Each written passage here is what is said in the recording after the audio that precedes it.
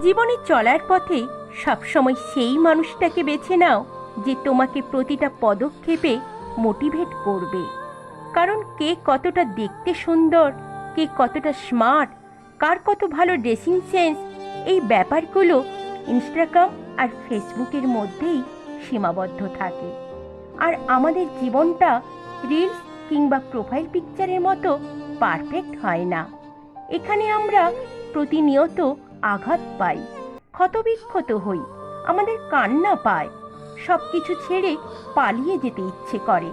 এই যন্ত্রণার মুহূর্তগুলোই আমাদের এমন একটা মানুষ দরকার পড়ে যে আমাদের পাশে বসে আমাদের মাথায় হাত রেখে বলবে, কিচ্ছু হবে না, তুমি পারবে, আমার তোমার উপর বিশ্বাস আছে, তুমি ঠিক ঘুরে দাঁড়াবে। ব্যাস, এইটুকুই তো। আর এরকম একটা মানুষ খোঁজো, আর নিজেও এরকম একটা ইন্সপায়ারিং মানুষ হবার চেষ্টা করো। তাহলে দেখবে জীবনটা অনেক সহজ হয়ে গেছে। বেশি চালাক মানুষের একটাই সমস্যা, তারা সব বোঝে, কিন্তু তুমি যে তার চালাকি বোঝো সেটা তারা বুঝতে পারে না। যেসব মানুষ সময়ের প্রয়োজনে পরিবর্তন হয়ে যায় তাদের কাছ থেকে সবসময় দূরে থাকা উচিত, কারণ তারা সুসময়ের বন্ধু, দুঃসময়ের নয়। আমাদের জীবনের কিছু চিরন্তন সত্য: বেশি কথায় মুখ নষ্ট, বেশি আদরে সন্তান নষ্ট, বেশি লোভে জীবন নষ্ট, বেশি নুনে তরকারি নষ্ট, অতি অহংকারে মানুষ নষ্ট, আর বেশি সন্দেহে সম্পর্ক নষ্ট। জীবনে ব্যর্থতায় হতাশ হয়েও না, কারণ সফলতা একদিনেই আসে না। প্রতিটি ব্যর্থতাই হলো সফলতার একটা ধাপ।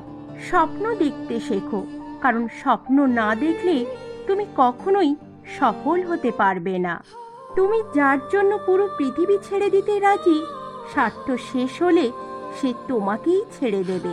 পৃথিবীতে তিনজনই পারেন একটি দেশ বা জাতিকে বদলাতে, আর তারা হলেন বাবা মা ও শিক্ষক। স্বপ্ন বাস্তবায়ন না হওয়া পর্যন্ত তোমাকে স্বপ্ন দেখে যেতে হবে।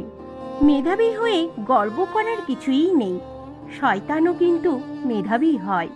মনুষ্যত্ব ও সততা না থাকলে সেই মেধা বৃথা। মা হলো এমন একজন যিনি তোমাকে 9 মাস তার গর্ভে, 3 বছর তার কোলে এবং বাকি সারা জীবন হৃদয়ে নিঃস্বার্থভাবে রেখে দেয়। যে সম্পর্কগুলোর মাঝে সম্মান, ভালোবাসা বা গুরুত্ব বলে কিছু নেই, বেশি তেতো হওয়ার আগে সেখান থেকে হাসি মুখে ফিরে এসো।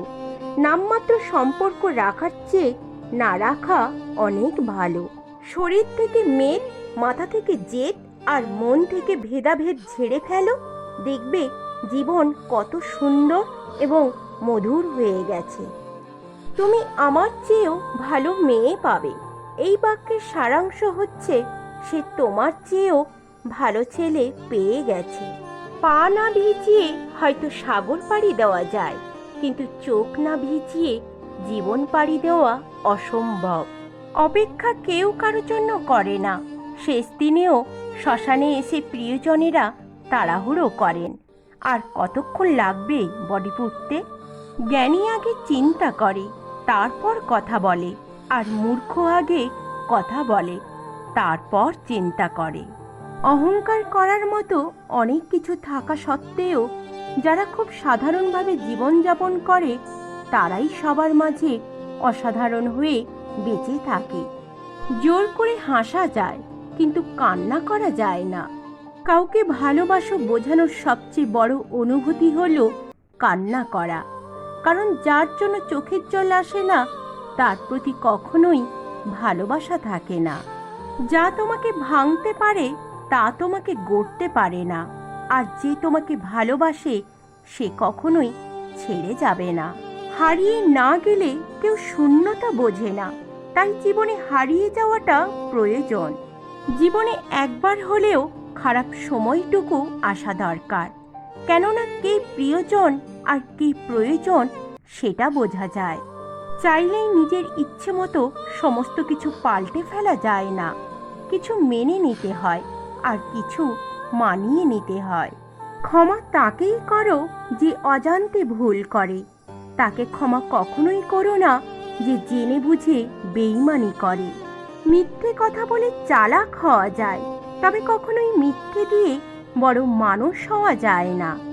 বড় মানুষ হতে গেলে সত্যের পথে থাকতে হয়।